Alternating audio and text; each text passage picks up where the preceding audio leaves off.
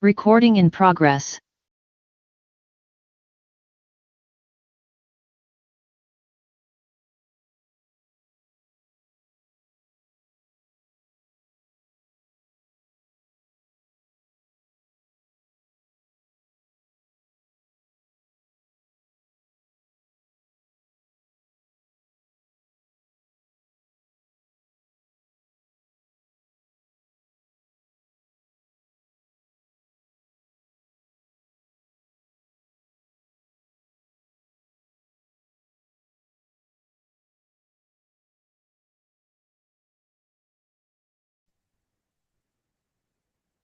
Good morning, honorable members.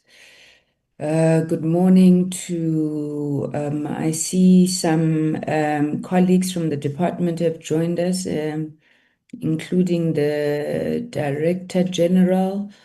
Let me greet officials from the various entities that are present, as well as everybody else who is joining us in the meeting. This is a meeting of the Portfolio Committee, an ordinary scheduled meeting meant to consider the committee report on the Strategic Plan 2025-2030 annual performance plan, yes, 25-26, and the budget for the department, the DC&DT. May I check if we have any apologies for this meeting, Secretariat? Good morning, Chairperson. Chairperson, we have an apology for the Minister who is abroad at a World Summit, and also the Deputy Minister who has prior commitments. Thank you, Chair. Thank you very much. No apologies from any of the members? No, Chairperson. Thank you very much. Please, may I request that you put up the agenda for the meeting, Hajira?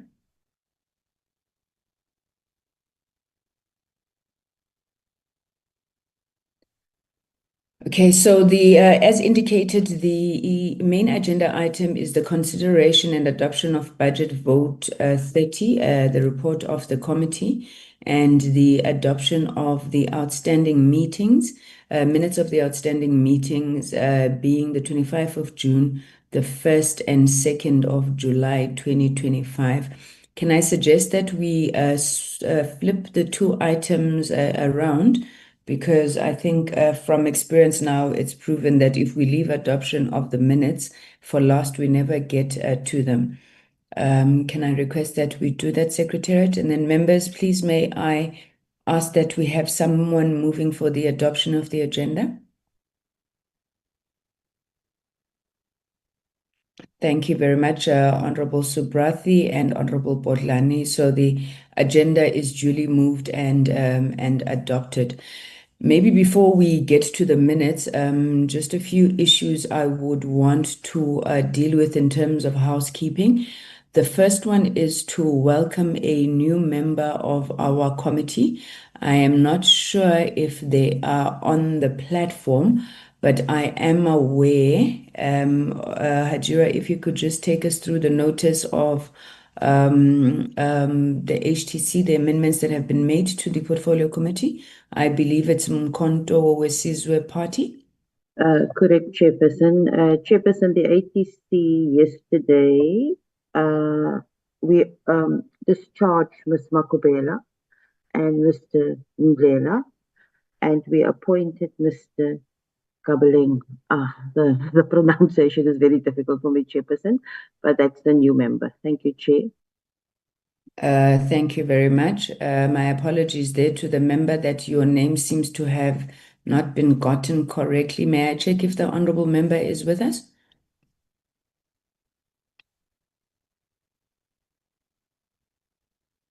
It does not seem that they are in the meeting. Hajira, may I confirm that they were invited? Chairperson, I did not invite the new member, Chair. I have to admit, I did only this morning ask the details. Apologies, Chair. Okay, please do reach out to Honorable Nchabeleng indicate our apologies for that administrative error. If they are able to join us, it would truly be appreciated. I'm not sure if Honorable Shongwe is in the meeting, that he could perhaps also convey our apologies. I also want to introduce and welcome formally once again, perhaps they can introduce themselves as well, the new committee researcher, Mr. KK Ulu. Mr. Ulu, are you in the meeting? If so, please do open your video so that the members do know who you are.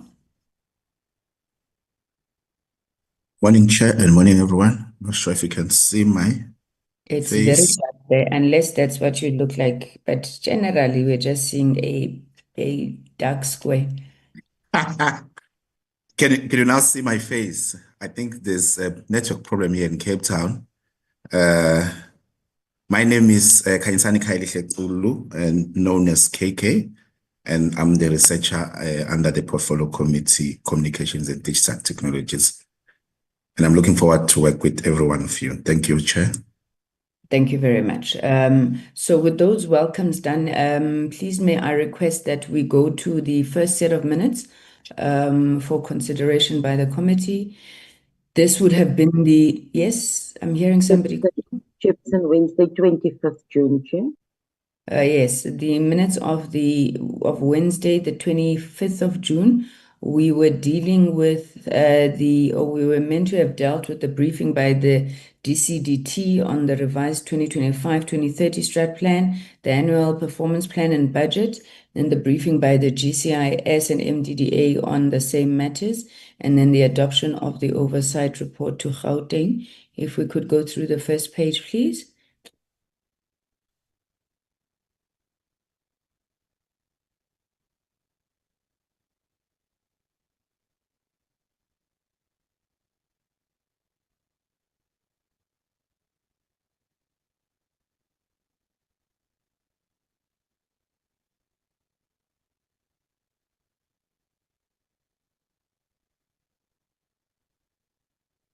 Sorry, Hajira.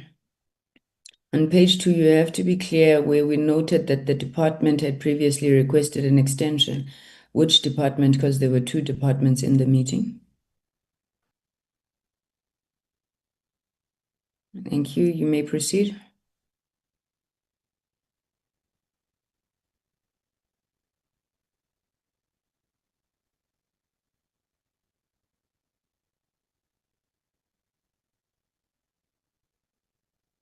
Any issues on this page, members?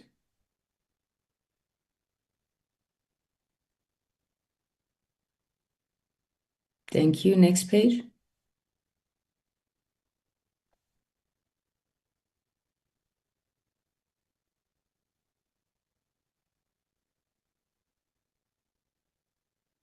Thank you very much. Any issues with those minutes, members? If not, may I request a mover for the adoption of the minutes?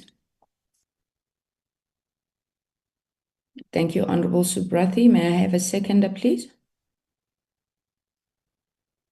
Thank you, Honorable Bodlani. May we move to the minutes of the 1st of July? The minutes have been adopted.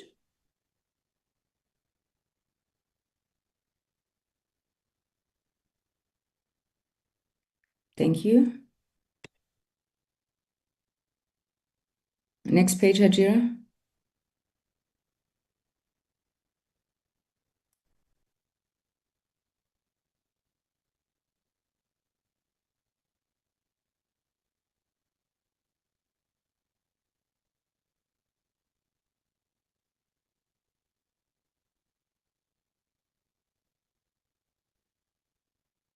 Thank you. Next page.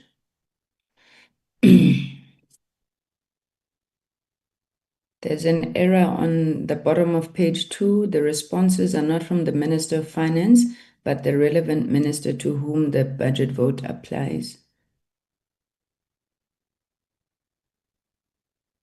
And it is incorrect to be received before the budget vote because we made our submissions to the Standing Committee on Appropriations.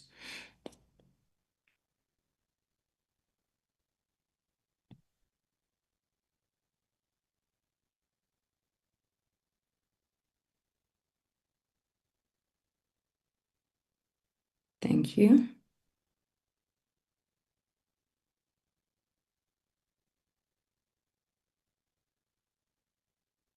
Matters arising, a letter will be written to the Standing Committee on Appropriations in line with Section 10.5 of the Money Bills Amendment and Related Matters Act, and the responses will be given by the minister concerned in line with the section concerned.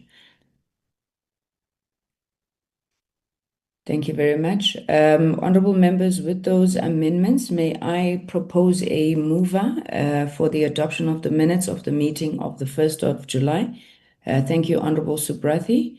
May I have a seconder, please?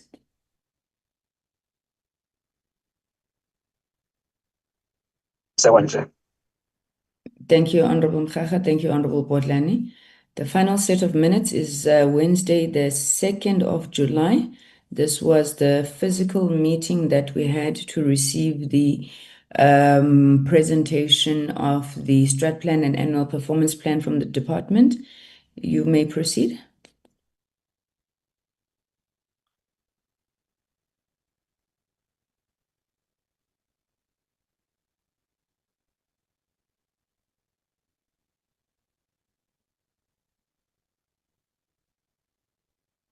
May I proceed?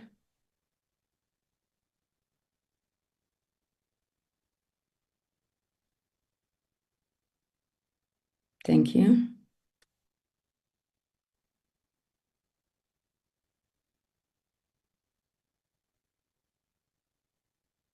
Thank you. You may proceed.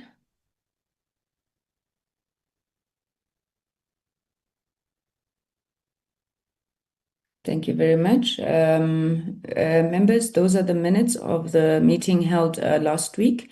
May I have a mover for the adoption of the minutes? Matafa moves, Chair. Thank you, Honorable Matafa. May I have a seconder? Thank you, Honorable Subrathi. The minutes are therefore moved and adopted. Thank you very much. So maybe let's get into, I think, the substantive part of our meeting today. Honorable members, we've been on a journey, I think, with this strategic plan, the APP, as well as the budget. We would have made reflections, for example, when we were dealing with the budget vote of the Government Communication Information System, GCIS. And amongst those observations would be the extent to which the portfolio committee is engaged, perhaps even consulted at the very best, just opinion sought on the strat plan APP before they are brought here. At a time where now we have to rush consideration of them. There's almost an expectation that we would rubber stamp these particular documents. Following the meeting that we held last week, members will remember that we had indicated that there should be engagement between the advisors as well as the Director General of the department with a view of trying to find one another on some of the areas that members would have raised very sharply in the meeting, which were sources of contention, ranging from, amongst others, that the strat plan did not speak to overall the MTDP in a coherent manner. There would have been issue with the nature of the targets that have been sensed, particularly in the strat plan, but also in the annual performance plan. There would have been issues of whether these targets are measurable, they're specific, and indeed whether the department has even sought to apply results-based monitoring to the work that they're doing. Targets that they were not aligned, targets that did not make sense, targets that were dropped, where the department on a lot of issues seems to be moving to monitoring of targets rather than actual implementation. And I think one of the big bugbears that we had around that was around the issue of the legislative reform. Obviously, members lamenting the fact that this has been spoken to ad infinitum in this committee, and that we would want to see a movement from the department around that. We've collated all of the issues that were raised by members. I also want to single out Honorable Subrathi and Honorable Vilakazi for really putting shoulder to the wheel on some of these issues and helping us to craft a coherent approach to the department in terms of what the portfolio committee would like to see. Honorable members, we did try and capture everything that you had raised. Obviously, if there are issues that you feel are not reflected, then this draft report that we are presenting to you is an opportunity for you to raise those matters so that they are deliberated and obviously contained in the final report that we will be tabling to the House, whether in recommendation or otherwise of budget vote 30. Maybe let me stop there and then give an opportunity to the advisors to take us through the report, focusing largely on observations, but most importantly on recommendations. And I do want to say that, honorable members, we have sought to differentiate the normal recommendations we do in the course of business with what, if you are agreeing, are conditions for the approval of the budget, we would then be sending through to the Standing Committee on Appropriations for consideration in line with the section that allows us to amend money bills. Without wasting any time, then let me give the advisors an opportunity to present. You'll have a total of 30 minutes to present, which takes us to 9:45. I really want the members to engage this report thoroughly. So if we could try as much as possible, stick to the allocated time for presentation. Mr. Maleka, Dr. Madupe, I'm not sure who's leading the presentation. Good morning, Chair. Good morning, members and our colleagues from the department. If I may, Chair, it's a bit of an involved one this morning, quite an extensive report. And I know that the number of pages, you're always hitting us hard on number of pages that we produce when we write those reports. It's an 80-page report. So if you so allow us, Chair, we're going to approach it in three ways. It would be indeed, first of all, Mr. Maleka would just high level, just provide some highlights in terms of what has gone into the report itself. And then our researcher will just, we have sort of picked and choose the number of recommendations that we think, Chair, they are much more, they're the most critical. Some of the recommendations, as you would have seen, and the members would have seen as well on the report itself, Chair, they are sort of one or the other, a repetition committee would have recommended before. So the researcher will come in and just touch on the high level but very critical recommendations. Then I thought, Chair, for the purposes and for the sake of the members, the preconditions, it's a 17 pages, kind of a document, but I could very quickly, 5 minutes, just highlight on the additions, on the preconditions. And I must also indicate as well, Chair, that indeed we have been liaising with the department. Last night we have a bit of a meeting, a lengthy meeting yesterday for an hour or so, where we were sort of going through the preconditions themselves. So if you so allow, Chair, that would be the format that would undertake in our presentation this morning. Chairperson. Thank you, Doc. You may proceed. Mr. Maleka, let me take it over. Thank you, Doc. Honorable Member, Honorable Chairperson, I hope I am visible.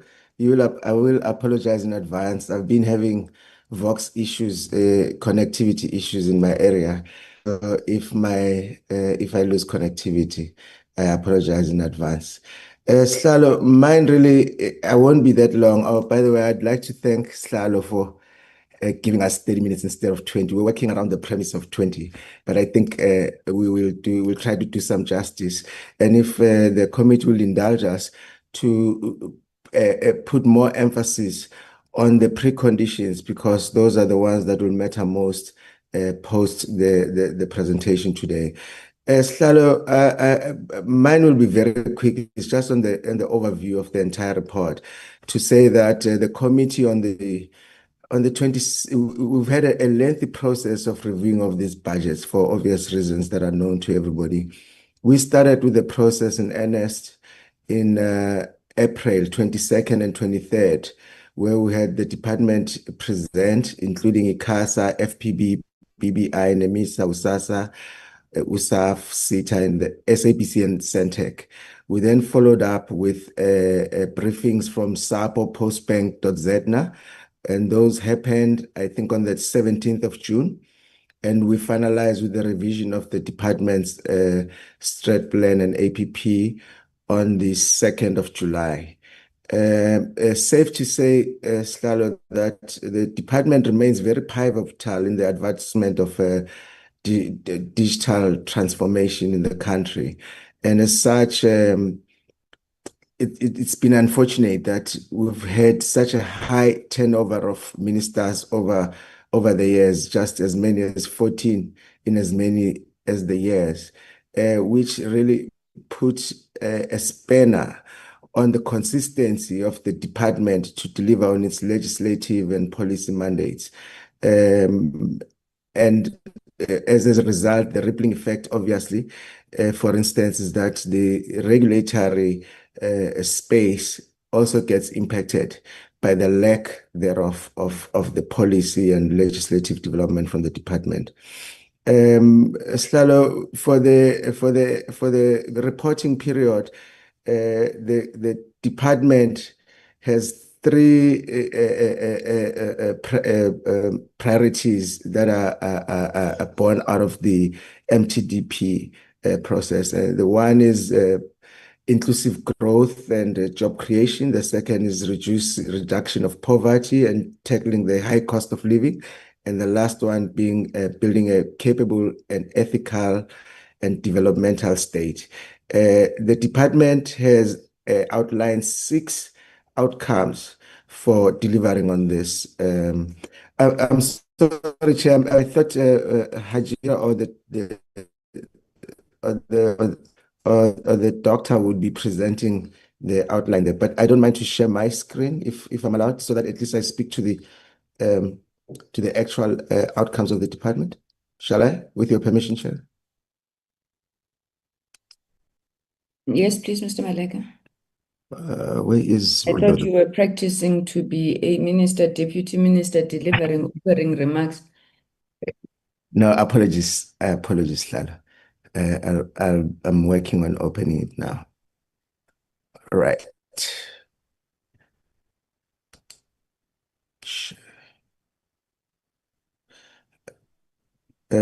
Sure if my screen is visible. Can I It says screen sharing, but there's no document on the screen. There it goes now. Now we can see it. Okay, great. So the 3 priorities, like I outlined, Slalo, is the 3 areas that I've spoken to. In terms of the outcomes, outcome 1 is really enabling digital transformation policies, strategies, regulations, and legislation.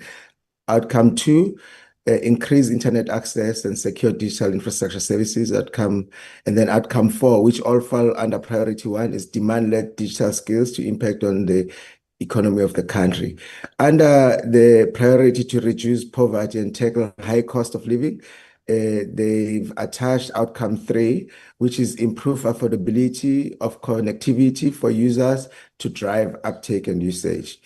And then on the last priority, which is building a capable, ethical, and developmental state, the department has attached 2 outcomes, which is outcome 5 and 6, improve governance and performance of public entities and a capable and professional public service, respectively. The department for the annual performance plan has, in fact, the revised one, has set itself for 30 targets to be delivered under the 6 outcomes. As I sorry, Mr. Malek, I'm sorry to interrupt you. Can you just make it clear where you would have refined with the department, if at all, in this document? Because I see that the outcomes as presented do not necessarily match the ones that the department had initially presented. So if there is refinement, indicate, and if there is no agreement on an issue, please do indicate as well. Thank you very much. Yeah, but I think I will leave that to the pastor at the end.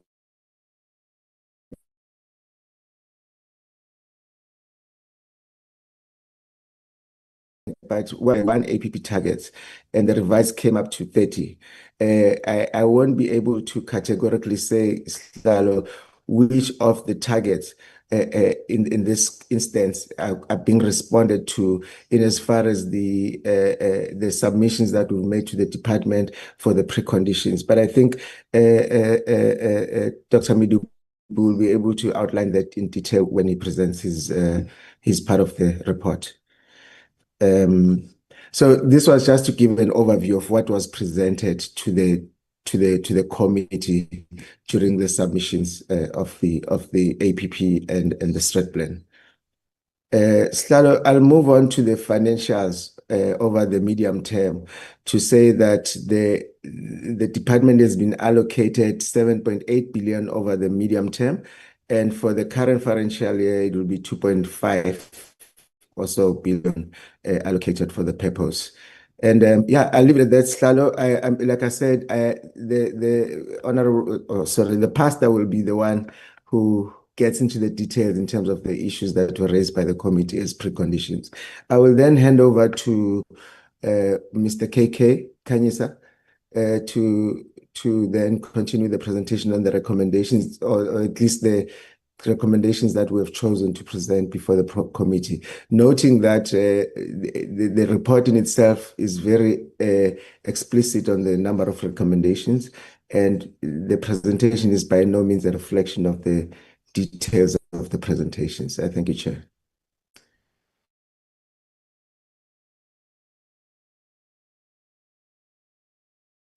Thank you, Mr. Maleka. Chair, through you, can I just share my screen as well?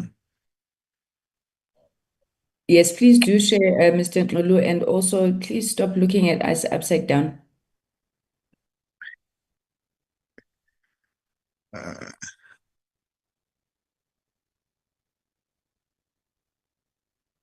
Yeah, just Maybe turn your device if you're on a phone. yeah, I'm on a laptop. I don't know why it's looking upside down, but I'm gonna get it sorted now. I'm being disabled just to share my screen. Can I please be given the right? Thank you.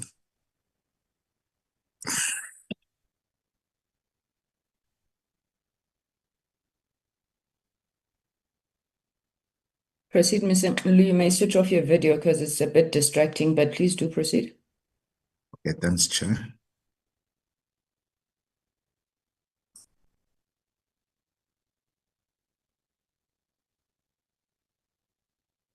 Okay, let me know if you can see my screen, Chair. Yes, we can. Please put it in presentation mode.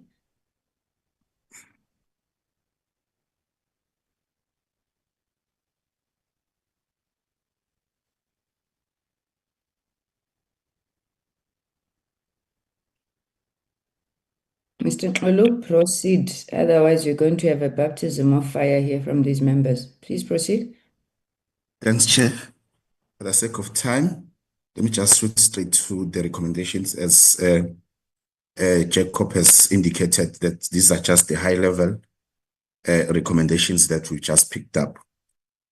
So on Department of Communications and Digital Technologies, the committee has recommended that the minister should ensure that the department has clear milestones for the successful implementation of policy and the legislative intervention to ensure that South Africa is able to leverage, innovate, and also be able to develop local solutions using the emerging and the advanced technologies that includes the AI for IR and also the Gen AI.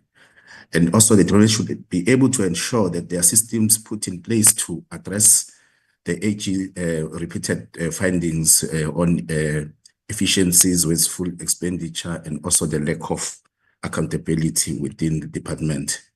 And that the target should be specific and be realistic, especially on the issues around the USASA.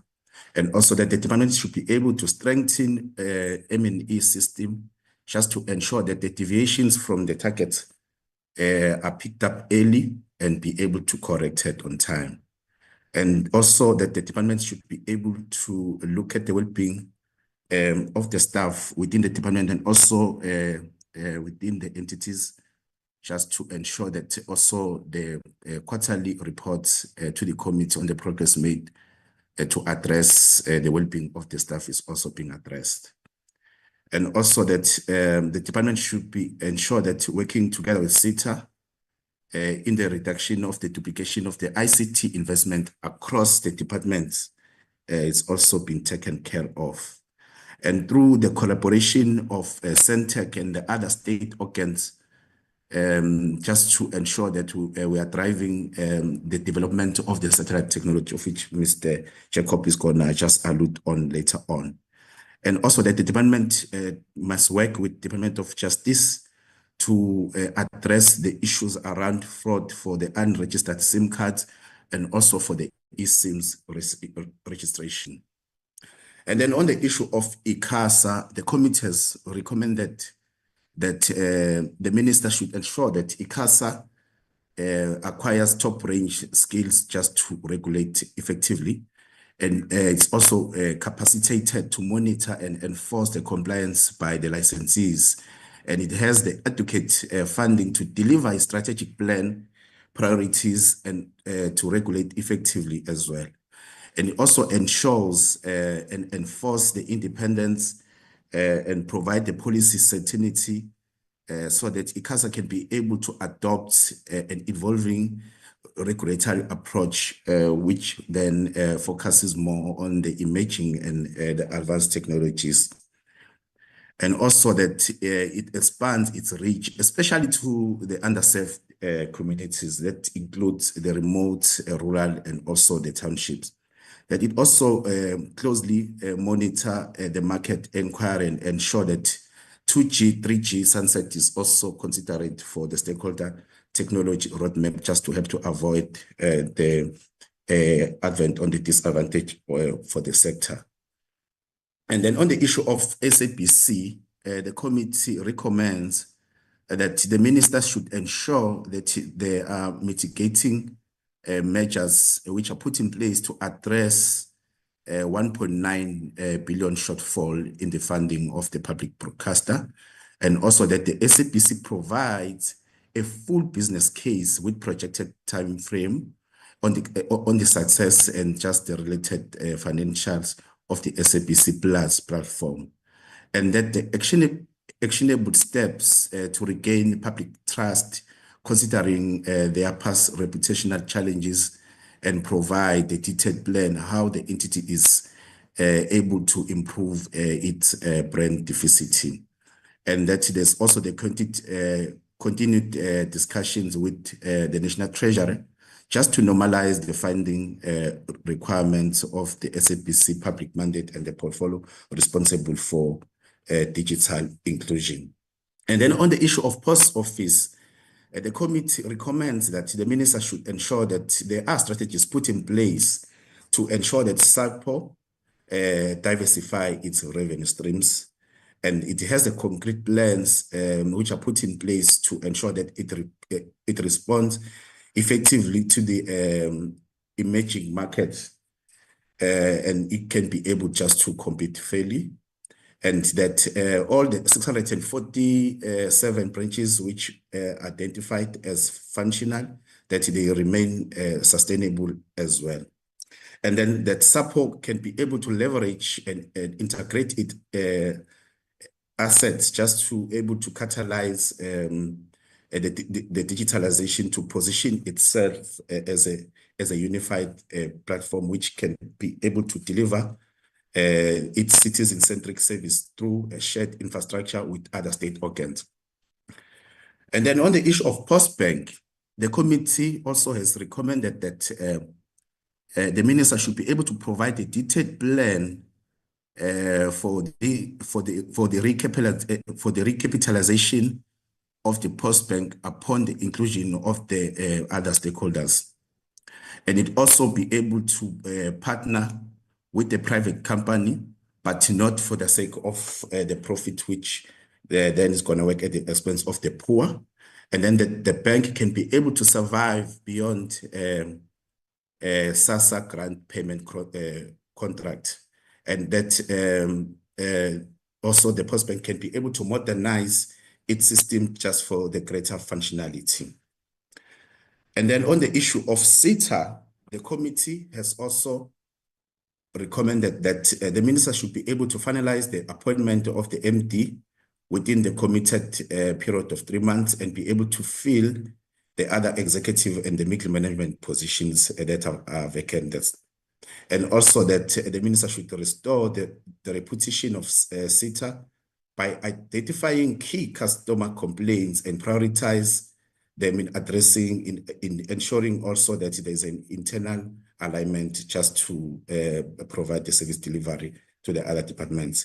And that there's also the cooperation across the departments as a means to improve the operational viability of Citizen Super App.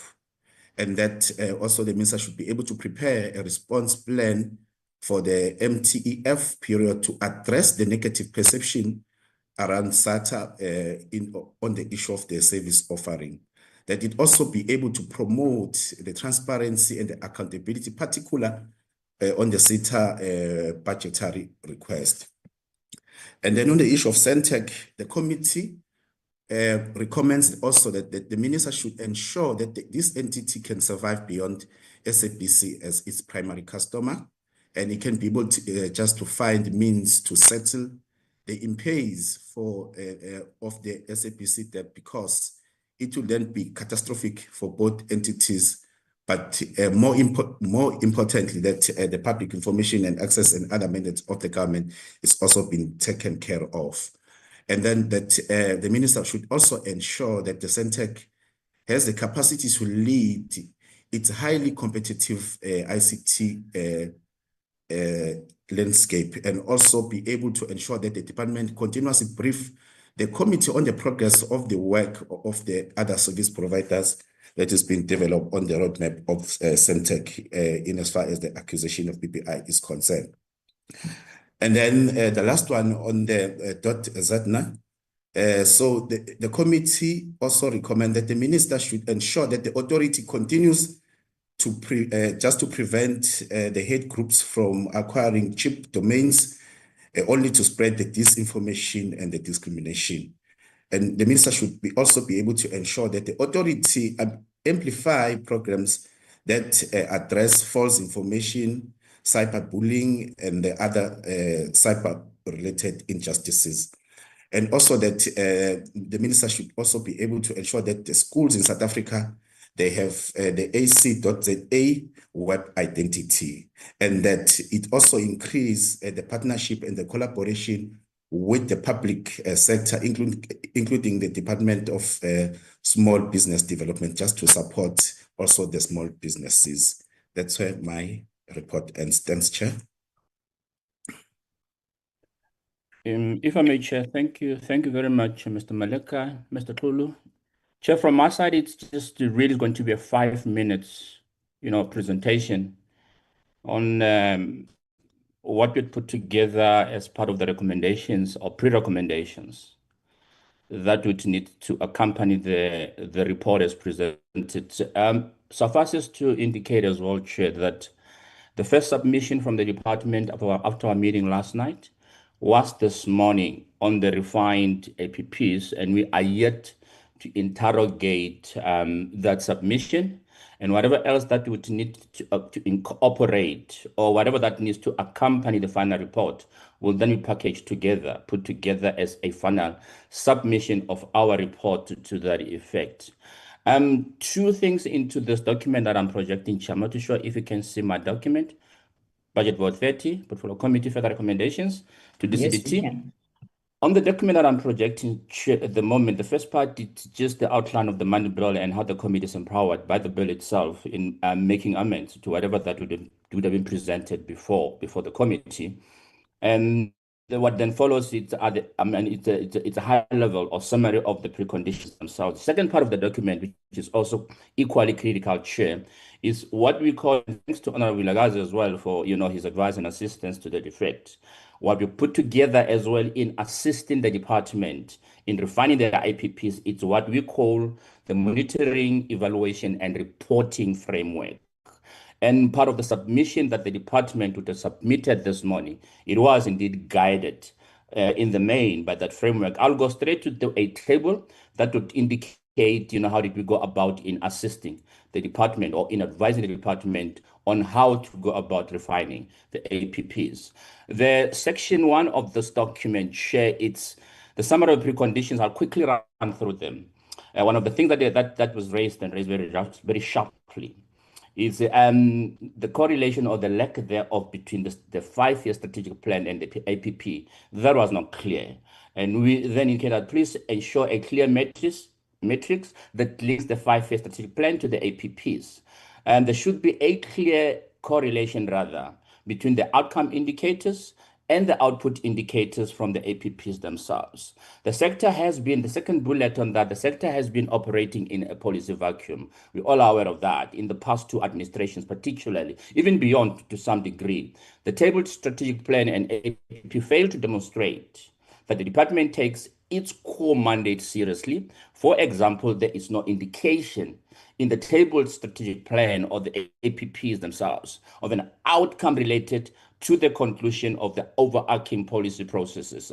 The sub-bullet to that, most of the pronouncement, as we know, the 2016 National Integrated ICT Policy White Paper, such as the establishment of the DDF, the de-establishment of USASA, the amalgamation of the regulators, that is the FPB and ICASA, and the allocation of the set-aside spectrum for open access networks are not mentioned in both the plan and the APPs.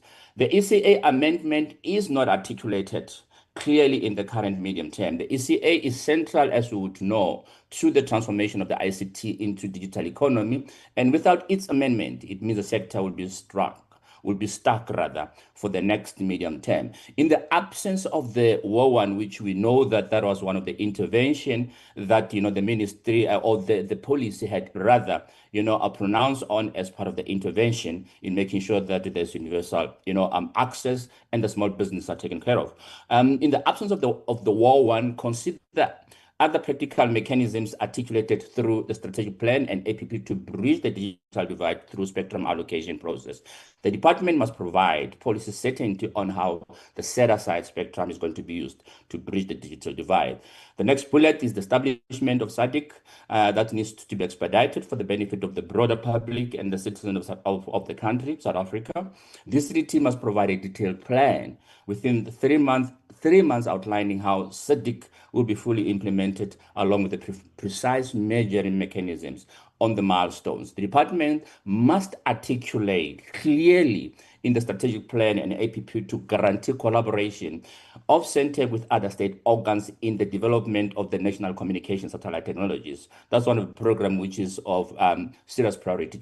The audiovisual bill must be given priority and gazetted in the second quarter of the financial year. Clearly articulate in the strategic plan and APP how the department would ensure the recapitalization and sustainability of the South African Post Office post the BRP process. What we have done as well, Chair, one of the programs that is quite critical to the mandate of the department is program number 3, which is around policy. We chose the program as it remains the primary mandate of the department, and this should provide some indication of the misalignment of the rest of the programs of the strategic plan outcomes, APP targets, and indicators. In that program, the first target is audiovisual content services and online safety white paper. What needs to happen, as indicated earlier on, we need to have a correlation between that target, which is in the APP, and the related strategic outcome within the strategic plan itself. That correlation is not very clear. Committee comment on that. The indicated output indicator speaks of the safety bill. The committee has been waiting for a policy in a very long time, and now the outcome indicators speak of establishment of the safety bill. There's no correlation between the 5-year plan and the APPs. The strategic plan doesn't clearly outline the outcome indicator linked to the development of the online safety bill as articulated in the APPs. The second target was the digital economy master plan implementation. Plan developed developed, contribution to GDP, jobs, and SMEs. We need also to have a clear correlation between the strat plan and that particular target on the APP. Achievement of at least 80% of DEM targets of contribution to GDP, jobs, and transformation facilitated. That's what that indicated. There must be a breakdown on how part of the 80% is going to be achieved within medium term. The APP is not indicative of how the department will achieve at least part of the 80%. That's one of the things that was quite glaring, on what was missing as well. Cost to communicate program of action developed and submitted for approval. That was one of the targets as well on the APPs. This is the mandate of ICASA, as we all know, as a regulator of the sector. The department role is to provide the policy framework in which on how to achieve effective regulation. There is no a clear indicator on how on the cost to there's no clear indicator on the cost to communication on the 5-year strategic plan. The strategic plan indicates that to achieve cost to communication, there will be an agency to amend the ECA. In the medium term, the ECA has been abandoned. That's at least our take. And there's no clear outcome indicator specific to the problem, except on the reduction of data, which is just a component of cost to communicate. Policy direction on application for IECNS licenses, finalized and published. That's one of the target. The correlation, again, we need to see that clear correlation between that APP and what has been covered under the strat plan. The refinement of the targets are not measurable, and how is the department going to ensure that during the reporting cycle of the committee will be able to measure progress towards finalization of this particular milestone? 20,000 jobs created in the digital economy program monitored. That's one of the target outlined.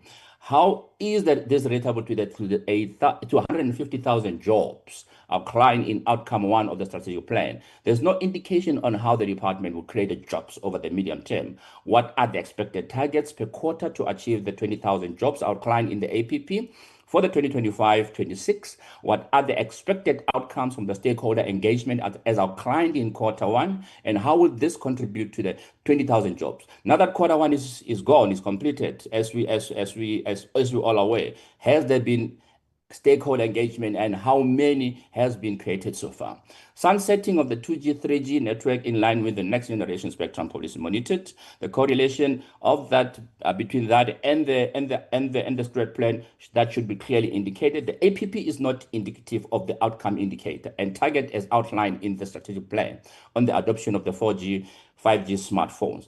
When is the proliferation of the smartphones going to be effected, and what is going to happen in the medium term as indicated in the strat plan?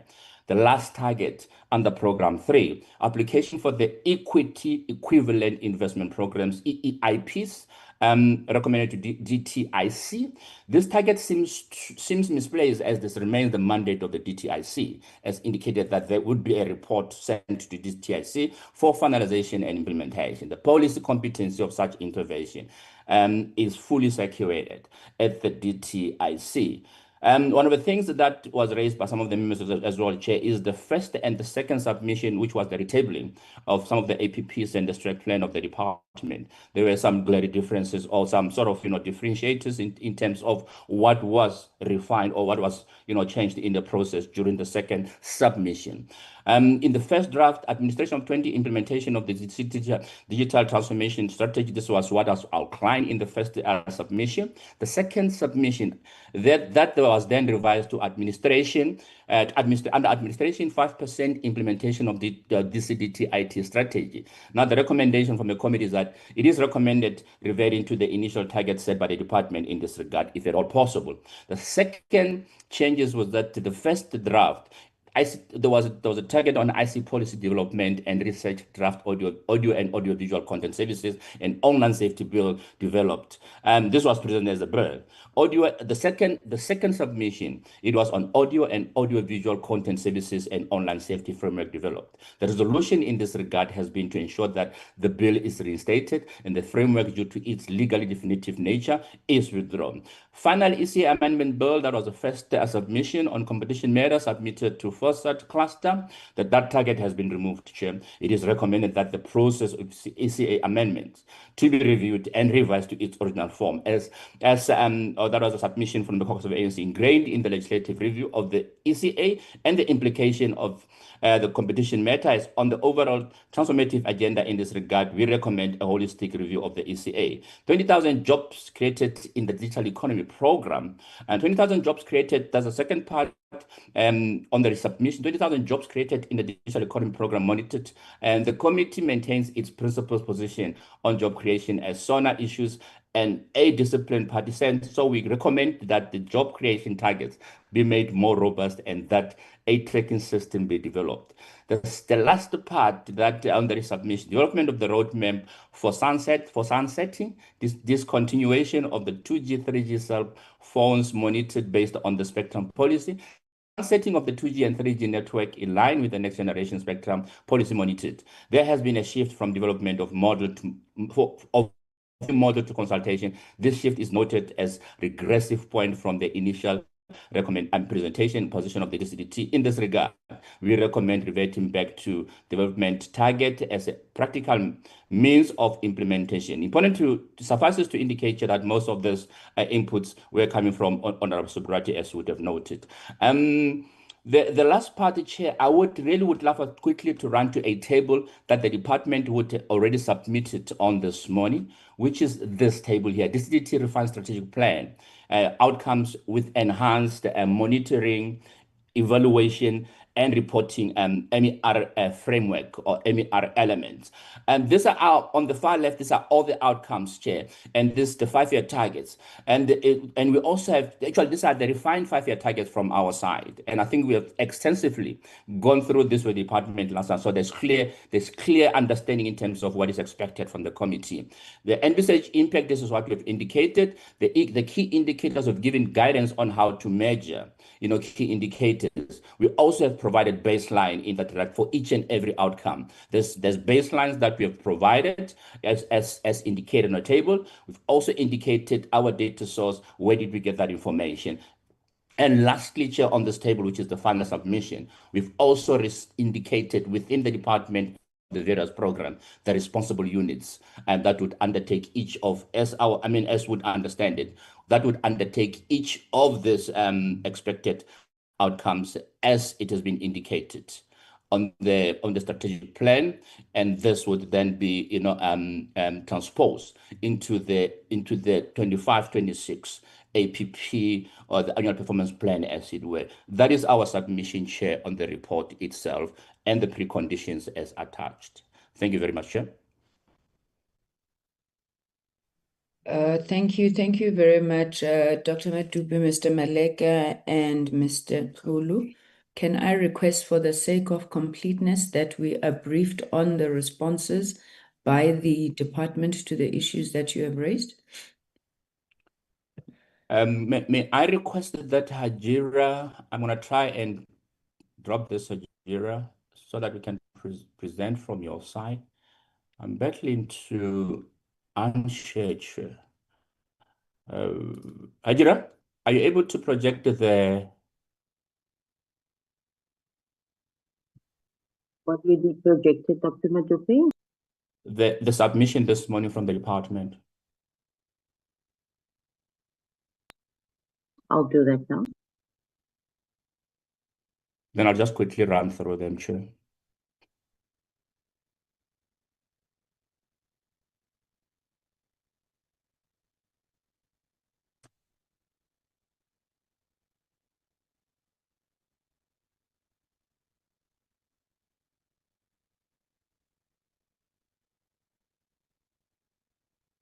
Are you winning, Hajira? Hajira?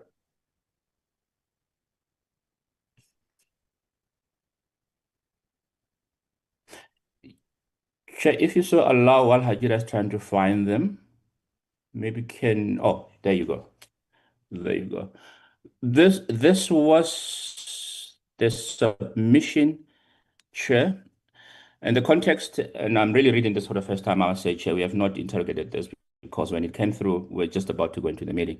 The context is that DC&DT appreciate the inputs and proposed amendment from PCC-DT, which is a committee. On 7/7/2025, DC&DT convened an urgent meeting with SOEs to reflect on the proposed amendments. There was also a consultation with PCT content advisor, that was last night, on the same evening to get clarity on some of the proposed amendments. Some of the proposed amendments would need an urgent engagement with the National Treasury for funding. Overall, the amendments are welcomed and need minor refinement. The next bullet, the department will also ensure that most of the amendments are considered during the next planning cycle for 26-27, which commences from August 2025. On 30 October, departments are required to submit the first draft of the APP to the DPME and National Treasury with the final draft due in March 2026. The department would furthermore engage with the PME on the amendment of the MTDP. On the city redesign, the department would like to retain the targets. Targets on gender-based violence, DDM, are a mandatory inclusion on the APP. The next bullet, the outcomes and indicators would be refined to align with the PME guidelines. The department would work closely with content advisors to ensure alignment with the PCDT, which is a committee. And there's a table there, Chair, which is basically responding to what I projected earlier in terms of the DCDT responses. Everything on the red, these are the responses. These are the responses from the department. DCDT agree with the amendments. However, some of the outcomes wording would be refined to align with the PME guidelines. The next one, Hajira.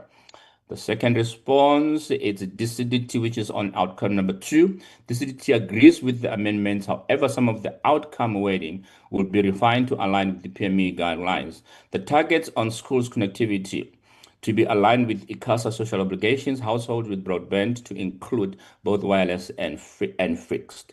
The next outcome number 3 on affordability, DCDT agree with proposed amendments with refinement of target based on SMART principles, weighting, clarifying by who devices will be distributed to. Baseline to be aligned to ICASA data on data cost. The next one, Nigeria. The next outcome was outcome number 4 on the demand-led digital skill sets. DCDT agrees with amendments. With the amendment, funding will be required in order to carry out this particular changes. The next one, which is number 5 on high performing, will govern ICT public entities. The DCT agrees with the amendment subject to the refinement of clean audit to include positive audit outcome. The last one, and the last part on that is the unqualified and clean audit. The last outcome, which is outcome number 6, DCT to rephrase the targets to align to WSP and provide clarity on the technical indicator description, TIDS. That's the submission from the department. That's the last part, I think. That's a submission, Chair, from the department this morning. And this is real work in progress, and I'm sure we'll keep on engaging the department based on the final submission in terms of the preconditions as outlined this morning. Thank you very much, Chair.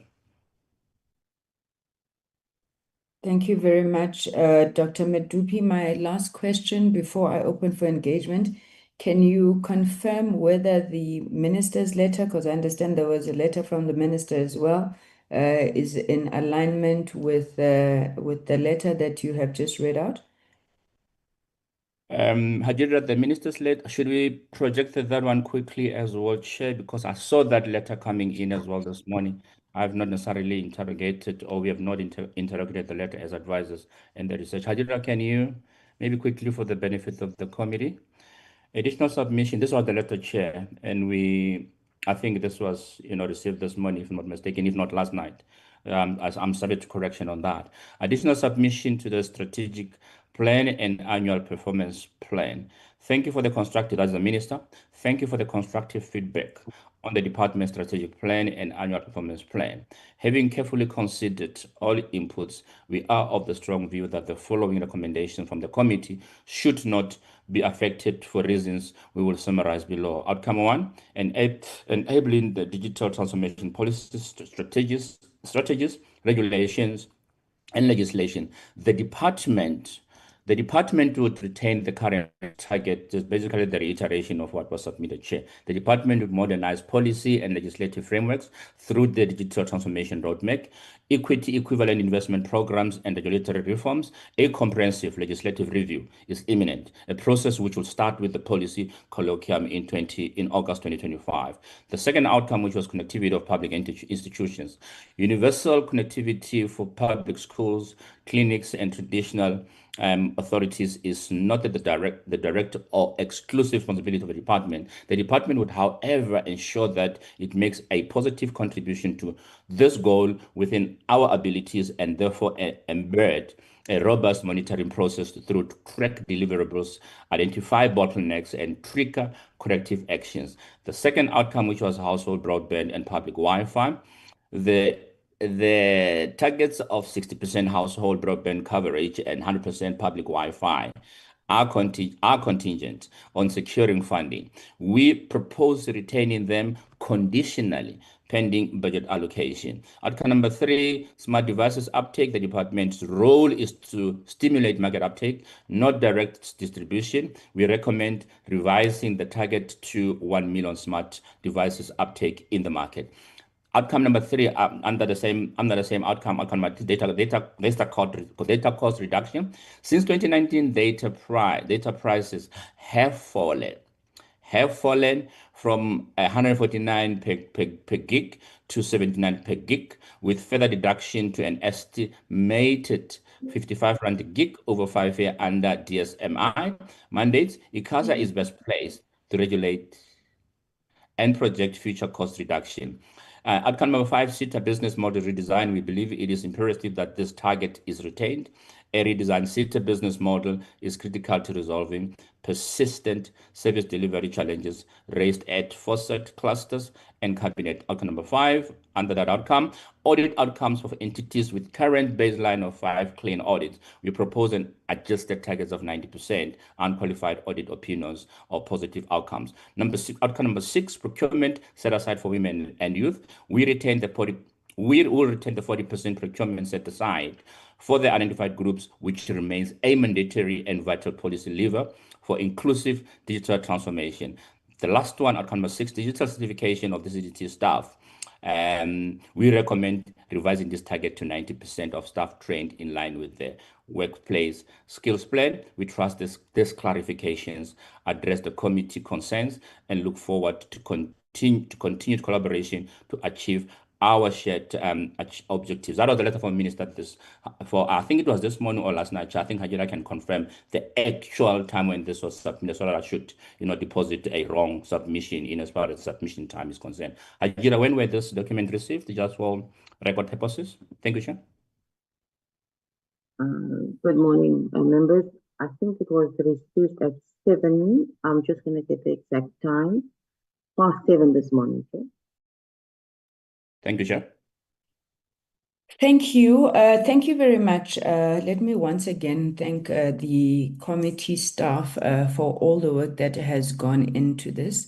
Honorable members, you will recall that you do have a full 73-page report that had been sent to you, which obviously in this meeting we focused on the presentation of the recommendations. The recommendations that speak to the conditions are obviously a summation of what we, in consideration with the committee staff, felt were the issues that we wanted to raise at a high level. I think before I open for discussions, I do want to give, in particular, Honorable Subrathe and Honorable Vilakazi, because as I had indicated before, they also played a very, very key role in the outcome that we have presented, and due to time issues, may not have had an opportunity to get a sense of whether we managed to coordinate their inputs properly. I'm just asking for any clarifications. We are not yet at any additions, subtractions, anything members would want. So can I just check with Honorable Subrathe, Honorable Vilakazi, and then I'll open for the rest of the committee. Honorable Subrathe?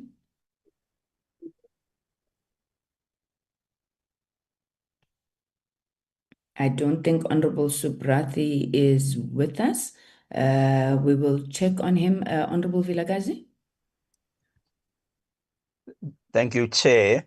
Good morning to yourself, the minister, and all colleagues on the call. I can't see who everyone is. And once again, Chair, with your indulgence, may I please keep my video off? I live in an area with terrible connectivity. I welcome the presentations as given by the content advisors, and I'm encouraged by the responses both from the minister as well as the department. I think we are aligned, and for me, I think the biggest source maybe of concern was around the clarity of the targets. Of the targets and outcomes. I think we are all agreed what the main priorities of the department are, and we are happy to see them reflected in the department's documents.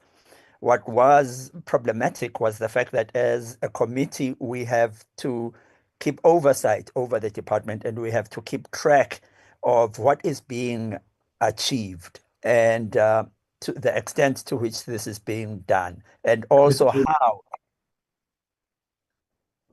how it is being done. And so that was the main point behind the submissions that were then made. And so I am particularly encouraged by the document with the red writing in the far right column from the department.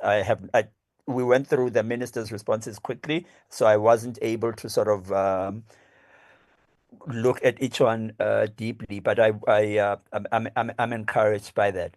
Chair, I would just want to make again raise some critical points that were made in the submission, and it's the fact that please, insofar as these APPs and strategic plans and budgets go, make targets measurable, attributable, and within the sphere of control of the entity, in this case, the department. What we find is that many times, in fact, what are stated as outcomes, therefore, that within the realm of control of the department, are in effect impacts which are society-wide results that are not in the direct control of the department. I think that the content advisors might have left out a table we had included in the initial submission, a table with definitions, and I can understand that it might have been for purposes of length, but the table was there just so that we're all of the same mind. What do we mean by outcome? What do we mean by impact? What do we mean by indicator, output, etc.? So that's the first thing. On the APPs, I'd like to draw again just the attention of the meeting to a point that is made in the committee's submission on a critical flaw in the APP. Now, I know that the Director General had expressed in a meeting that elsewhere or internally, the department has more detailed documents of these APPs, but we don't have sight of that, and we can only monitor what we see on the APPs.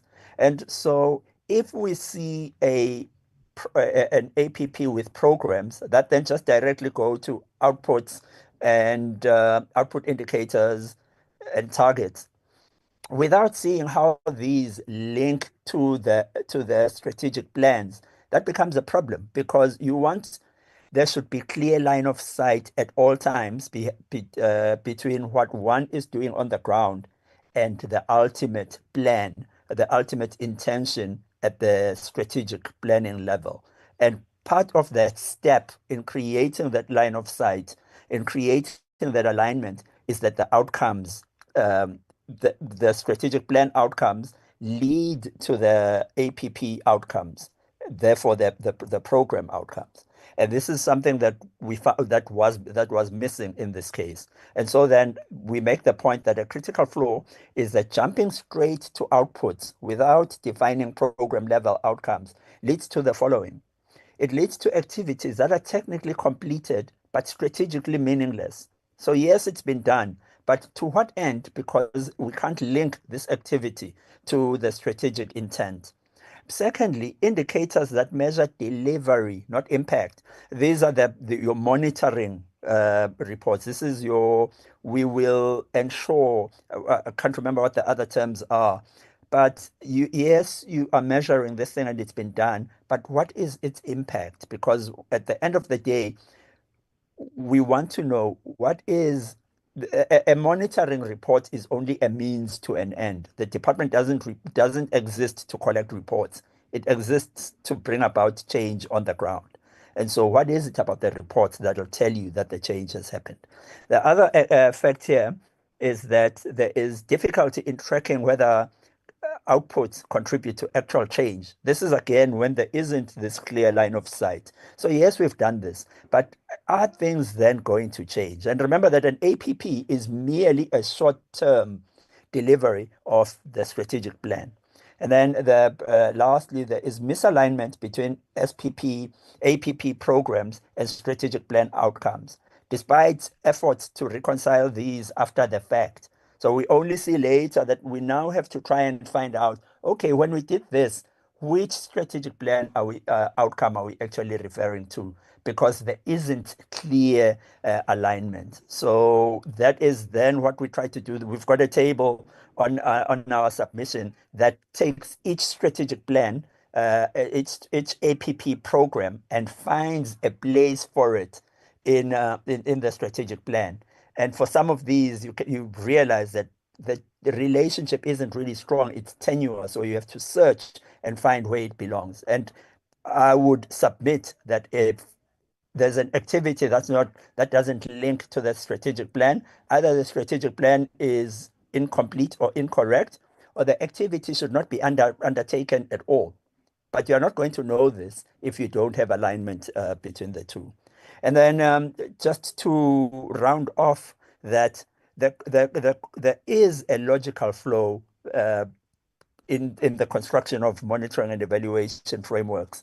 And this results chain is in the form of strategic outcomes, which are the long-term change that we seek to achieve, followed by program outcomes, which are medium-term, followed by outputs, which are the specific deliverables, and then activities that achieve the outcomes, or that produce the outputs, and then inputs, such as budget and other resources, even human resources. And this is how you know. And in fact, Chair, this is the analysis that we need to do even further than what we've done now.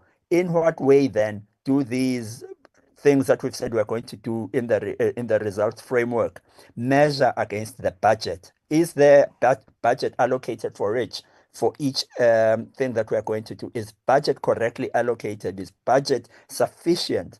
Or is the budget that doesn't achieve anything that is strategically important for the department? So for the committee, then it's important for us that we can see how all these align, so that when we ask the department to account to us, it's clear what the rationale for each item that's being done is, and it is clear what the committee can expect of the department. Otherwise, Chair, I am encouraged, as I've said, by the response of the department, and I feel confident that we will be able to work together then to ensure that we support, as the committee, we support the department's efforts in reaching these important targets and important goals. Thank you, Chair. Thank you very much, Honorable Vilakazi. Let me check if Honorable Subrathi is back with us. Thank you, Chairperson. Chairperson, can you confirm that I am audible to you? Yes, you are. Please proceed, sir. Chairperson, may I also request that I remain off the video because I'm not too sure of the connectivity where I am. Chairperson, let me welcome the presentation and the additions by the committee support team, and also appreciate the input of Honorable Vilakazi in really deepening our understanding and the recommendations that have been made. Chairperson, I'm quite covered to a large extent, except to note that whilst there's significant alignment on key issues, what is glaring is the absence of fixed timelines for implementation, and that remains a critical oversight in the report that is before us. For example, most notably, CETA's 3-month deadline for appointing a managing director is one of the only few time-bound recommendations, and most of the others lack the urgency, risking Chairperson continued inefficiencies. And I think my feedback will be largely speak around that. The T in SMART goals, the T in SMART is time-driven. I noted that was the recommendation that we had made are captured, but they lack specific timeframes. Let me cite a few examples. For example, with regard to the SABC bill, the report reads that the committee recommends that the minister should ensure to fast track the finalization of the SABC bill to ensure the broadcaster's long-term stability, viability, independence. This pointing, as I indicated, no time frame. Another example and quite a detailed paragraph is the committee recommends that the minister should ensure that the department expedites the referral of the ECA amendment to Parliament to ensure that the process to run concurrently with various draft policies which will need legislation for it. That entire paragraph and recommendation is excellent. But again, Chairperson, there's no fixed timelines on this point either. Chairperson, what's very, very concerning to me is the notable exclusion around the Postbank's variation notice matter, which is not included. So I really think that's something that the department and the minister need to marry themselves to ensure that the Postbank meets all the variation notice requirements and that we have the license granted for us to operate our first state bank. I noticed that exclusion of that in the report. Chairperson, just expanding further on examples of the lack of timeframes. For example, we support the committee's demand for recapitalization plan and stronger fraud prevention measures. However, without a deadline for finalizing stakeholder arrangements for implementing cybersecurity upgrades, Postbank remains vulnerable to further financial losses. Again, re-emphasizing the need for time-driven targets there. The committee's recommendation, again, another example on SAPO, which includes a diversifying revenue, restoring branch functionality, and leveraging digitization, mirrors our push for urgent reforms. Yet the lack of concrete timelines for SAPO's business rescue process, infrastructure rehabilitation, and transition into a digital hub risks prolonging the decline. We support the committee's demand for a recapitalization plan and stronger fraud prevention measures. However, again, without a deadline for finalizing stakeholder engagements for implementing cybersecurity upgrades, Postbank remains vulnerable. I've indicated already, Chairperson, the example of the CETA, the 3-month deadline for the appointing of a managing director is one of the few time-bound recommendations. The committee's call for filling executive vacancies, improving procurement accountability, and modernizing IT services align with our concerns. But again, in terms of CETA, they lack time frames. Chairperson, the 100% penetration goal is commendable, but without an annual benchmark and progress cannot be measured. Again, and lastly, Chairperson, expediting the EC amendment bill, the registration, and the SABC bill is crucial. However, the lack of deadlines makes it vulnerable to achieve. So, Chairperson, may I therefore request the committee, and I'm happy to share my feedback with the content advisor, and I'll do that outside this meeting. But my concern is if this committee can seize itself with allocating timelines so that we can hold the department accountable to that, and we can complete the T in our SMART goals. That is, every goal must be time driven. Thank you so much, Chairperson, for this opportunity to input into the recommendations. Thank you. Thank you very much, Honorable Vilakazi, Honorable Subrathi, then for your clarifications, additions on the work that has gone in here. I suppose the issue that is now before the committee to consider, starting from our comprehensive report, which obviously details what has been submitted to us. It speaks to observations as have been noted in the report through the engagement of the members.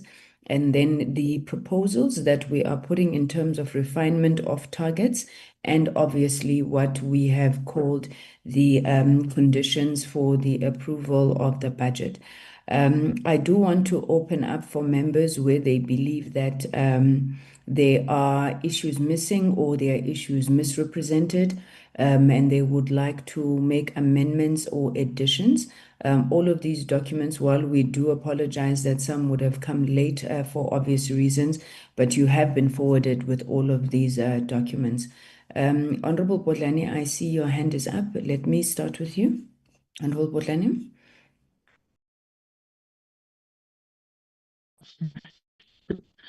It would help to unmute. Chair, I'm at M46, so if you do not mind, I'm going to switch off my camera. Thank you, ma'am. Thank you so much, Chair. Chair, I think firstly, it would really be a great word of appreciation for the amount of work that has been done by the colleagues, the honorable members and the content advisors to bring us to this point in the process.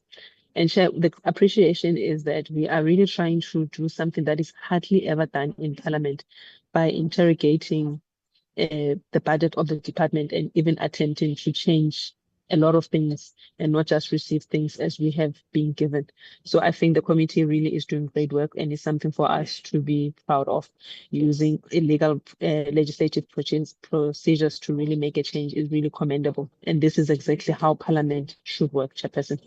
Chair, mine would be to say perhaps that where Mr. Maleka started when he made his opening remarks, to say this is a department that has seen a change in political leadership more than any other department over the previous years. That simply tells us that there has not been a solid and consistent political leadership, executive leadership in that department. So what we are seeing here is a minister who literally walked in a year ago, and as soon as he walked into the office, he was asked to approve a budget that he had inherited. And that point we raised sharply even in the last budget cycle. And this is literally his first attempt at the budget process. And while I appreciate that the responses from the department could have come in sooner so that we apply ourselves to what has been a response that was received this morning at 7 o'clock as we had. For me, I think it speaks to the willingness of both the executive and the administrative leadership to really meet the portfolio committee halfway in terms of the suggestions that have been made. And based on the presentations, Chairperson, I think what we are left to do is to really refine our committee program to really emphasize the issue of oversight on the department, because that's where I think we are going to really be able to support what we have proposed. So my Chairperson would be to say, I am really encouraged by the responses that we have and would then say to the portfolio committee, I would propose, Chairperson, that we lift the preconditions that we had set, but we strengthen how we are going to do oversight so that we also satisfy ourselves. Because at the end of the day, we have one mandate, and the mandate is to make sure that South Africans are able to communicate, they have access to the internet, and they really are able to compete with the world, especially the youth and those that are unemployed that are trying to get into employment. So for the sake of moving forward, Chairperson, I would implore yourself and the colleagues to say, we support, but we then go back to the drawing board and say, how are we going to strengthen our oversight role? And how are we then going to find ways to integrate the things that we might not necessarily agree on, that we could not find each other with the department on? Let me stop there, Chairperson, and thank you. Thank you. Thank you very much, Honorable Bodlani, for those reflections. Honorable members, do we have any other hands on the report as presented? If I may, Chair, I'm just failing to raise my hand here. You may continue, Honorable Vilakazi.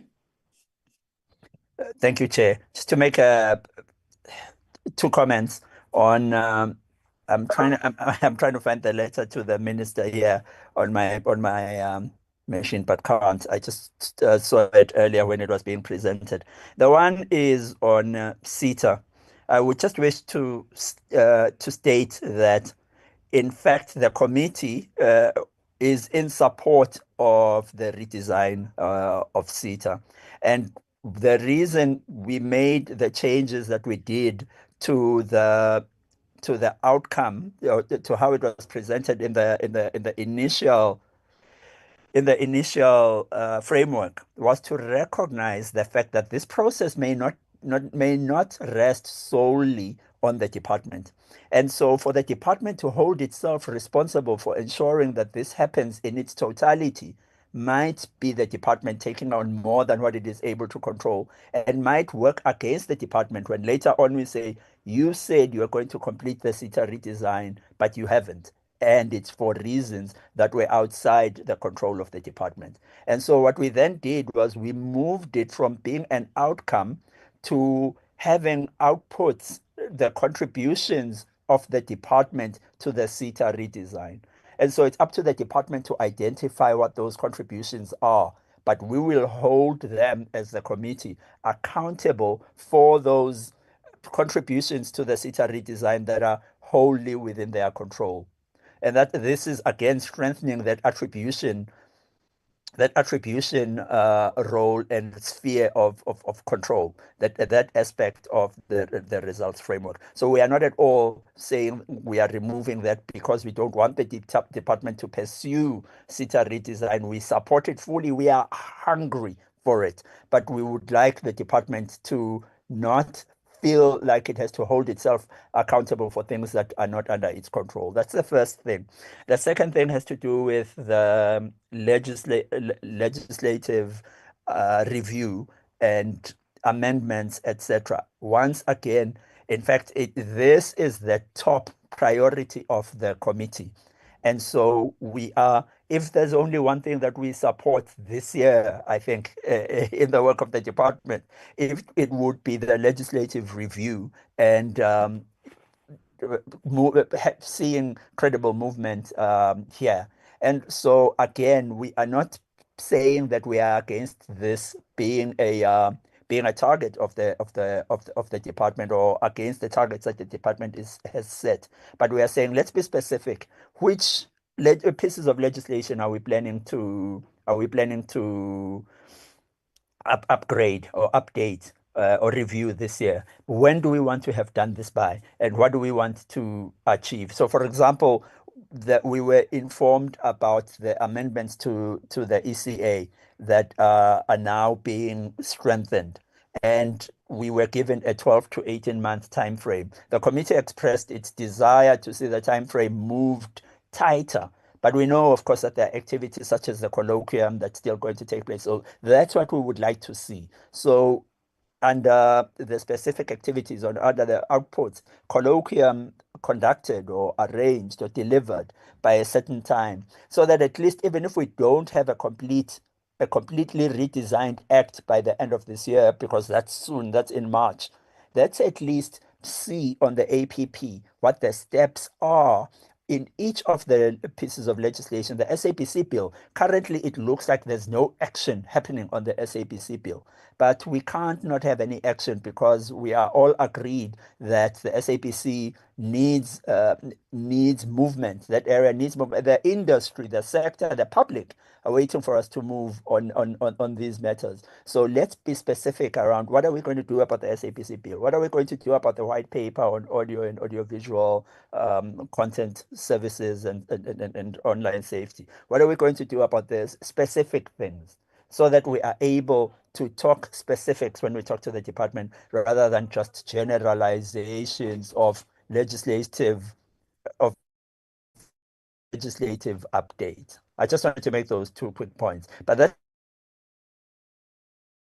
we are looking to see these monitoring frameworks, so that we have something tangible to hold the department to, but that tangible thing does move the needle significantly in taking the department forward. Thank you. Thank you very much, Honorable Vilakazi. Do we have any other contributions?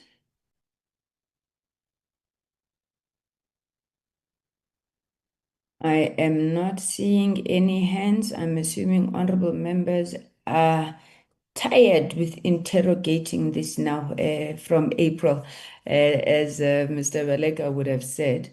With that being the case, then maybe, I've never thought we would finish this meeting so early. Let me just say that I do join the members who have indicated that they are encouraged by the responses by the minister and the department.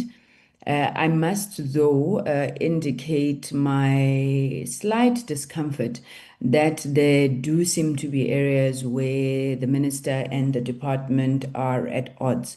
And I think that that is something that we're going to have to look at and interrogate. It could be as simple as the fact that they were not able to confer between one another, given the late night meetings that was held by the department and the minister's early morning letter. So I don't want to read much into that, but just to hope that where there are differences of opinion on some issues, those are resolved. I also want to appreciate Honorable Bodlani's recognition of the work that has gone into where we are. I think we did say right at the onset that as a portfolio committee, ours really is to represent the interests of the people, the interests of the industry as we understand it, and work with the department to ensure that in the execution of its executive responsibilities, those interests are seemingly aligned. So I do believe that we are moving to find one another on a number of issues. I want to start where Honorable Vilakazi left off on the legislative and the policy review. I really do not believe that this is a negotiable issue. In the sense that the fact that legislation is outdated in the sector is commonly accepted. I have recently been made aware that there are certain interests that may be served by us continuing to operate in a legislative vacuum, in a policy vacuum. And I think that we have a responsibility primarily as legislators to ensure that those particular vacuums are closed. Now, having read the minister's responses on the issues of legislative and policy reform, we take note of the fact that he is going to convene a policy colloquium. But as much as he has his work to do, I believe that we also have our work to do. This is one of those issues, Honorable Potlani, that I believe that we are unable to find one another on. I have requested the content advisors to start working on a legislative calendar for the committee. We have been in office, as I keep saying, for 12 months. And if 12 months after being lawmakers, you still have not passed a single law, you have not initiated a single bill, I do think there's a problem there. So in next week's meeting, we are going to put forward for the consideration of the committee a legislative agenda for the term of this parliament, which will also make recommendations to the committee that perhaps on issues such as the ECA, we may want to take a different approach. And as you know, if you go through the rules of the National Assembly, they're very clear on how a committee may initiate bills. I have received correspondence last week, Friday, if I'm not mistaken, from the House Chair, expressing Parliament's displeasure with the fact that we seem to be dragging our feet on the SABC bill. Members will remember when we met last week, the minister indicated that the bill is in consultation with Cabinet. We are writing to the minister today because now we are being affected by this issue to indicate that we would like a firm date on when that bill is either fully consulted with Cabinet, like he indicated, or whether we are going to now once again look to proceed with that bill. But this is an untenable matter. Similarly, if you just look at, for example, on a lot of the issues that require policy reform, and I think many of them affecting ICASA and the other regulators, they're not able to move. whether it's in telecoms or issues of rapid deployment, your data centers, cybersecurity. We speak about, amongst others, outside of telecoms, we speak about data sovereignty, things like that.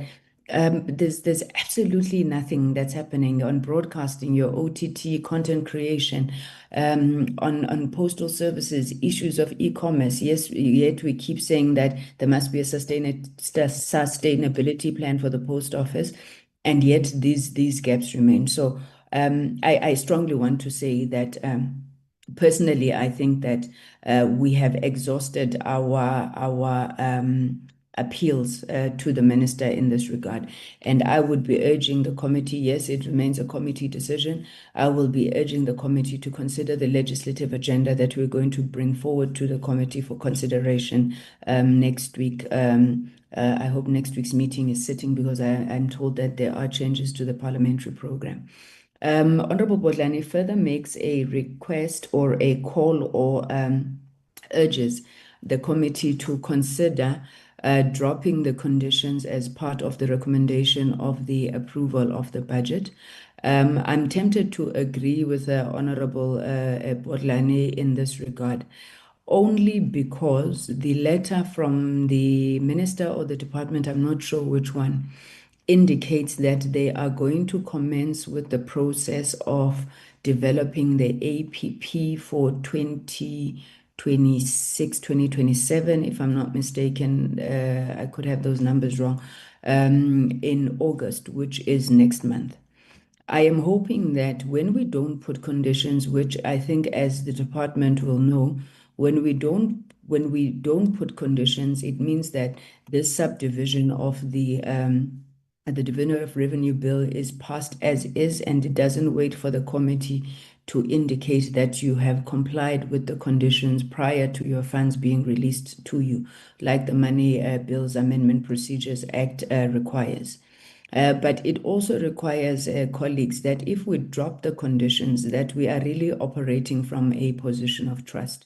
These members have spent countless hours engaging you on what we think are challenges in the documentation, on what we believe are weaknesses in your approach to realizing what you yourselves have said you are going to do. And as we do that, and we give this reprieve, which, as you know, is not a long reprieve, because from here on we're expected to do the BRRRs, which again would require us to do the same interrogation, and thereafter your budgets and so forth. And we don't want to get to the next cycle feeling that we came here, we compromised, we agreed with you, you did all this work, and when it came to you doing the next cycle of your documentation, everything that we said was thrown out of the window. It was not captured, nor is it being implemented. And this is not for us. This is not for us. At the end of the day, what we are hoping you are moving towards, and I keep making this point that I still don't know where the minister wants to take us, but nonetheless, what we're hoping you are doing is really looking at bridging the digital divide and doing right by the people of South Africa. So if we are unable to hold you to account to that, because we sit here, we discuss, and then this was a talk shop, you go off and you do your own thing, it may just get a little bit more difficult in the committee for us to continue then to pass a lot of these on the basis of faith, trust, and I think the goodwill that we're trying to build amongst each other. Maybe let me stop there. I will check if the content advisors, as the owners of this report until it's adopted by the committee, have anything that they want to add or respond to on the issues that the members have raised. If not, I think we will then put before the committee the recommendation for adoption of the report, and we would consider our meeting closed thereafter. Mr. Maleka, you are up. You may proceed, sir. Thank you, Slalo, and honorable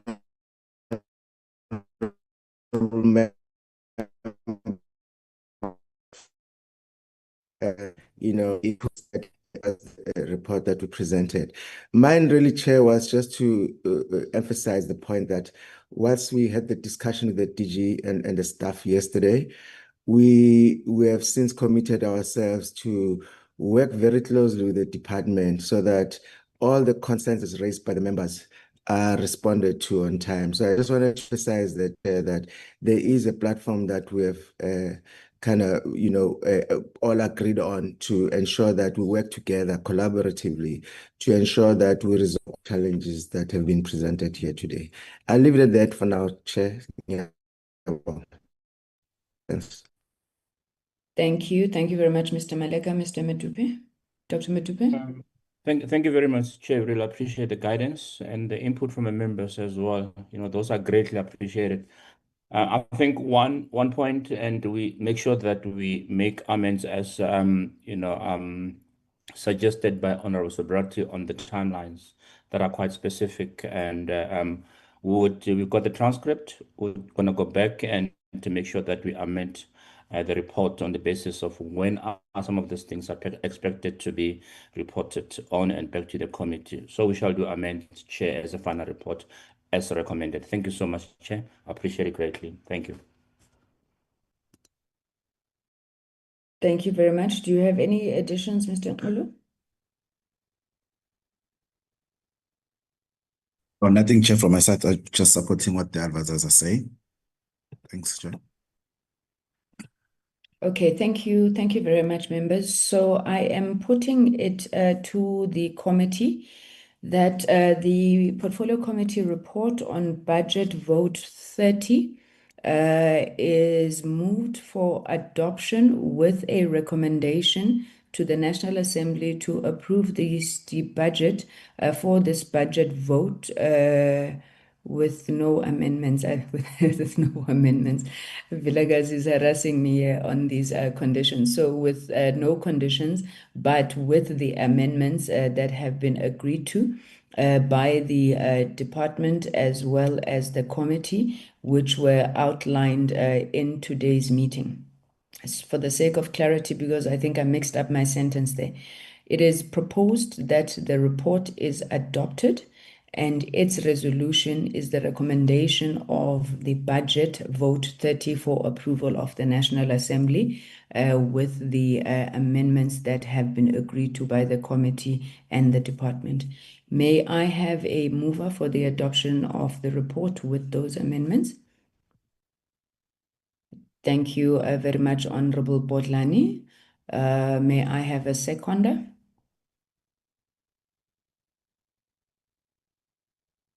Thank you very much, Honorable Subrathi. For the sake of completeness, because there are people whose tradition it is to object, can I check if there are any objections? Where's Honorable Shong? Chair, I hope Honorable. when you talk about traditions, you're not talking about me, but I would love, Chair, to having heard everything that the committee has said, and some I agree, and some I've got my reservations. I would like to just reserve the rights of my party. Thank you very much, Chair. Thank you very much, Honorable Malaysia. So the EFF reserves its rights on this report. I think we've come to a close. The report is adopted. The budget vote will be recommended to the National Assembly for approval, and we request then the department really to just go and internalize the suggestions that have been made, where you are able to effect amendments in the current APP as we have requested. Hence, Honorable Subrathi did ask for timelines on these issues, that is effected and presented to the Portfolio Committee. We won't ask that you table it at this point, but you present those amendments. We will schedule it in the third term, and then we look forward to working with you as you then work towards the APP for the coming financial year. Congratulations, members. I do think that you have pulled off a feat in this particular instance. There are things that I know we have not touched. For example, some of the issues that we were discussing around broadband infraco. I'm hoping that on the CETA report, you're also going to speak to the board there, not just the managing director. But overall, I think we've managed to make great progress. This is obviously not the end of our oversight over the department. So the intention is not to have anything and everything captured through this particular process as we continue our work.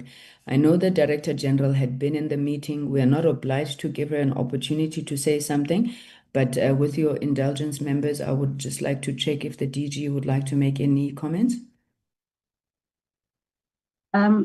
Very good morning to the honorable members and honorable chair. Chair, I think on behalf of the department, ours is then to echo the sentiments expressed by the minister, who is obviously the custodian and the driver and the leader with regards to our strategy as well as our priorities. We want to thank the spirit of which our engagement was received by yourselves, honorable members, as well as to the content team. As the department indicated in terms of our roadmap, what we are doing now, we do have already a revised APP, which we are going to be consulting the PME with this morning. Fortunately, I have also been in talks with the DG that side, and he is waiting for my call just to take him through with regards to our changes. We will revert back to you, hopefully still within the course of today.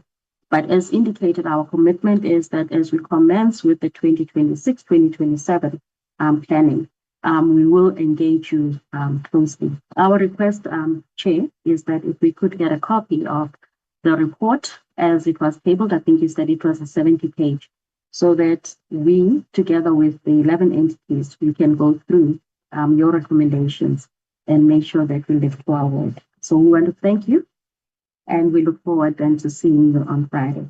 Thank you. Thank you. Thank you very much, DG, for that input. Honorable members, we've come to the end of our meeting, but before we close off, maybe just a few announcements. On Tuesday, I think Tuesday is the 15th of July, we will be doing interviews for the 2 vacant positions at the Media Development and Diversity Agency. And then just quickly, I want to give Hajira an opportunity to take us through the changes that have had to be made to the second term program, which were occasioned by changes in the parliamentary program, including some of the joint meetings that we were supposed to have. I also want to alert members that on the 16th of July, which is next week, Wednesday, and I do apologize to Honorable Mkhaga. Honorable Mkhaga, we are looking at how we are going to accommodate you on these Wednesday issues. My sincere apologies. This one was not of our making. We've tried to stay away from Wednesdays as much as possible.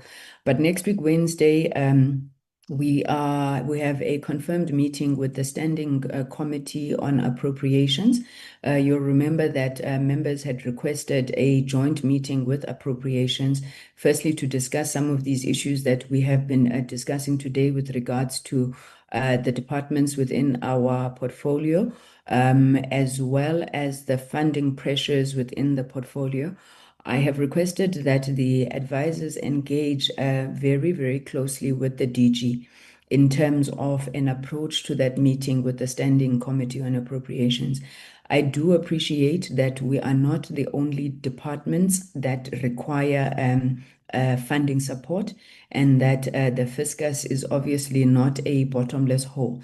Therefore, when we go there, we need to be very clear about what we are putting forward. We need to be very clear on trade-offs, where we're able to speak to trade-offs.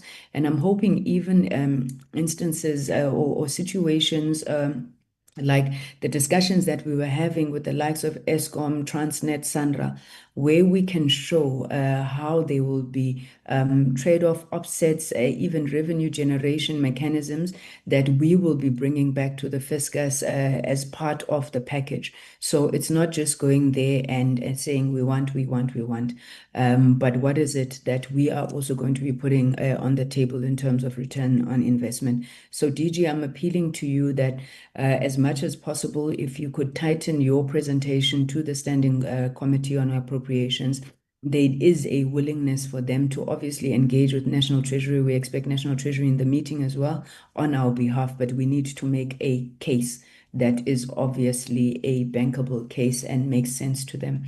Hajira, over to you. Good morning, members. Members, we have the revised program in front of us. In terms of the new parliamentary program, our item that the chairperson discussed now, 16th of July, would have been scheduled for the 22nd of July. However, on that date now, we have plenaries in the morning. In addition to that, the chairperson of the committee, Standing Committee on Appropriations, requested that we move this item further. Whilst in this meeting, I've just checked with the committee secretary if this meeting has been confirmed, because since yesterday is indicated to me that he just needs to just confirm the day with the chairperson. However, he didn't see a problem on the offset. That is it. Thank you, Chairperson. Thank you. Thank you very much. I think that's straightforward, colleagues. So with there not being any other items on the agenda, Honorable Vilakazi? Thank you, Chair. I see the interviews for the MDDA on the 15th of July. Is this envisaged to be in person or virtual? Those interviews are meant to be in person in Cape Town. I have received an application. Sorry, we have to make an application, obviously, as we need to fly down these interviewees to Cape Town. I want to put it on record that we did receive quotations, colleagues, and I don't think that this is a matter that only I must deal with. We were quoted in the region of 80,000 rand to be flying 8 people down to Cape Town. I felt that this was excessive, and the reason why I think we have not yet finalized that is that we then requested an explanation from the administrative support team on those costs, given that there are flights to Cape Town which are even at less than that amount. I'm raising this because this is not the first time that we have struggled to finalize things of a logistical and administrative nature because of costs. And I do believe that as a committee, we have a responsibility to consider issues like that. But the short answer to your question, Honorable Vilakazi, they are physical in Cape Town, and we intend to complete the interviews of all 8 candidates on the one day. Okay, then with no other items on the agenda, honorable members, let me thank you for your time. Let me thank the Director General. I saw quite a few of the CEOs of the entities present. I think I saw the acting MD of CETA. I think I saw the CEO of BBI. I may have missed other members, but let me, as the CEO of SABC, please do forgive me, members, if I miss any of you who are here, but we are truly grateful for you having taken the time to join in this meeting. We will meet on Friday when we then debate the budget vote, and therefore I wish to call the meeting adjourned and wish you a pleasant day further. Thank you so much. Thank you, Chair. Thank you, Chair, and goodbye, everyone. Have a good day. Thank you, Chair. Thanks, Chair.